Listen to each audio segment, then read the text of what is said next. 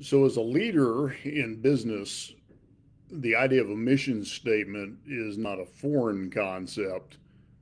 In fact, most companies spend time developing mission statements. Most churches spend time developing mission statements. But one of the things that often doesn't get done is individuals developing personal mission statements. And that was a concept that was first introduced to me in my early 30s. Now, I was about 32 years old and went through a retreat with my wife called Focused Living. And in that retreat, we were tasked with defining our values, defining our purpose, and then defining our mission. And so at that point, put together a mission statement. And that's the mission statement that I have had for really the last, 23 years. But here I am in my mid 50s. I'll turn 55 here in a few months and realized that that mission statement was no longer really appropriate.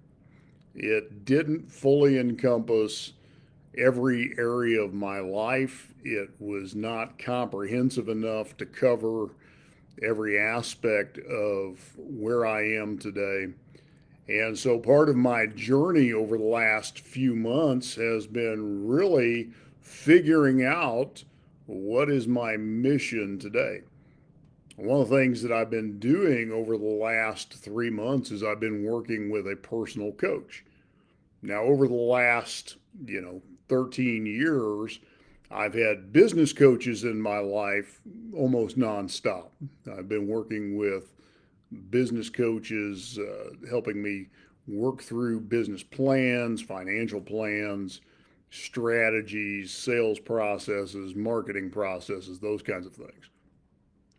But I haven't been working with a personal coach for a while. Now, I've worked with mentors for many years, had my first ministry mentor that I approached back in 2002 and asked him to be a part of my life. And that was a very life changing relationship. And I've kept personal mentors in my life over the years, but most of that's been somewhat informal. So here over the last 3 months, I've had a very formal relationship with a coach who's been working with me through lots of processes. In fact, the process that he's been taking me through is called whole care.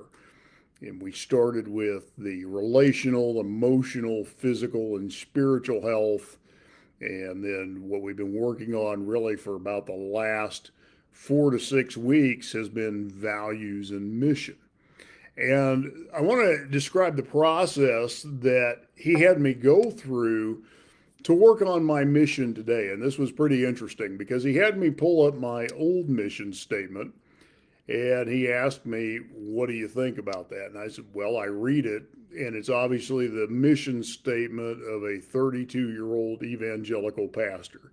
And it does not fully encompass who I am today, or really a lot of who I've been for probably the last 15 to 20 years. It was appropriate for that time and place, but there's so much of my life that really is not reflected in that mission statement." So what he had me do was pretty interesting. He gave me a list of 75 words, and he had me carve that list and look it over and narrow that list down to 50 words that describe me. And then he had me reduce that list down even further to 25 words that describe me. And then from there, he had me send that same list to a group of people: my spouse, somebody who was very close to me, somebody who had just met me in recent days. He had me send that to another friend. So, in all, I sent it out to 5 individuals. And the request that was made of them was you have to circle 10 of these 75 words that describe me. And out of that, what I had to do was then look at their list, go back to the remaining 25 words that I had, narrow those down to 10 words, and then from those sets of words, I had to develop a new mission statement based on their observations of me and based on my own observations of myself. Now, what's interesting is getting the insights of others because there are things that they saw in my life that I saw in my life as well. But then there were other things that they saw in my life that I would not have necessarily expected. And then there were things that I thought others might see in me that they didn't necessarily see. And so what came out of that was I crafted a new mission statement. And what the coach really challenged me with is when somebody reads that mission statement, you ought to be able to tack that on the wall and they ought to be able to read that and be able to know that's you that's being described.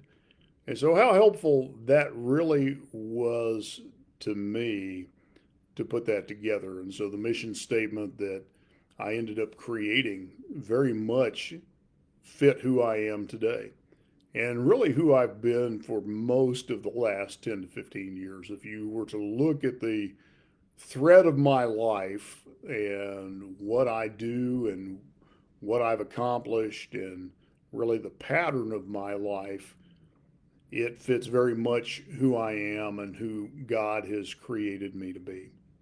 Now, here's why this is so critical, understanding your mission in life. And I'm going to take that back a little further. I think it's important to understand your purpose in life as well, because purpose really helps you define your mission. So there's three components. There's values, purpose, and mission. And I want you to think about a set of railroad tracks. Values are the cross ties that hold the rails together. And so once you understand what your values are, those are the convictions that you make decisions off of day by day. Now, the mistake a lot of people make is they have values and then they have aspirations. So they'll say, well, these are my values, but you look at their life and that's not actually what they do. Your values are what you do. They're the things that you make decisions off of, and they're the things you follow through with in your decision-making process. And so once you've done that, you know what your values are, you can begin to see what your purpose is. So based on your values, your purpose is your being. And so let me give you a description here. So the purpose of this is different than the purpose of this. They are both containers, but one is meant to contain liquid and transfer liquid from one place to the other.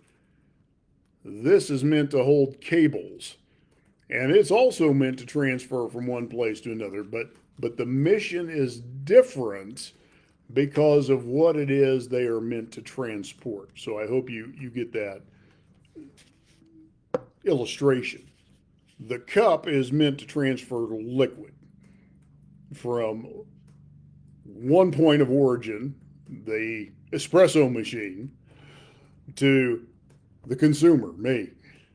Whereas this is meant to transport the charger cable and the connecting cables to my laptop everywhere that I go and to be reused over and over again. It has a different purpose, different mission that it's going to accomplish long term. And so once you understand the purpose, then it's easier to clarify the mission. Now, once the mission is clarified, here's the key.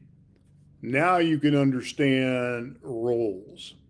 And see, the thing that gets convoluted sometimes is we take on roles that were never meant to be ours to take on.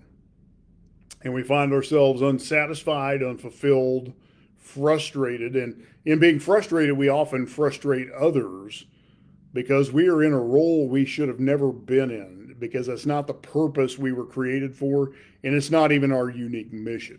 So it was very interesting when I created this new mission statement. My coach and I looked at a role that I recently stepped out of in ministry and went, that was not a good fit for you. And I said, yeah, no kidding. That was not a good fit for me. It's not who I am. And so that is the importance of understanding your mission.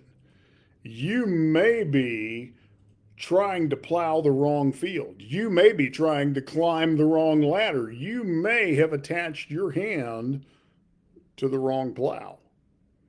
And so understanding your mission is critical. So I want to challenge you with this today. Take some time to figure out what your mission statement is personally. Keep it succinct, keep it down to a sentence or two. It ought to be something you can commit to memory and write down every day, but it should be a compass for you. So when you are presented with opportunities, you can look at it and say, is that consistent with my mission? And does it further the mission of my life? Because if it doesn't, you're going to be unfulfilled and frustrated. But if it does, you're going to be in your sweet spot. You're going to be in your zone, and you're going to love every minute of it.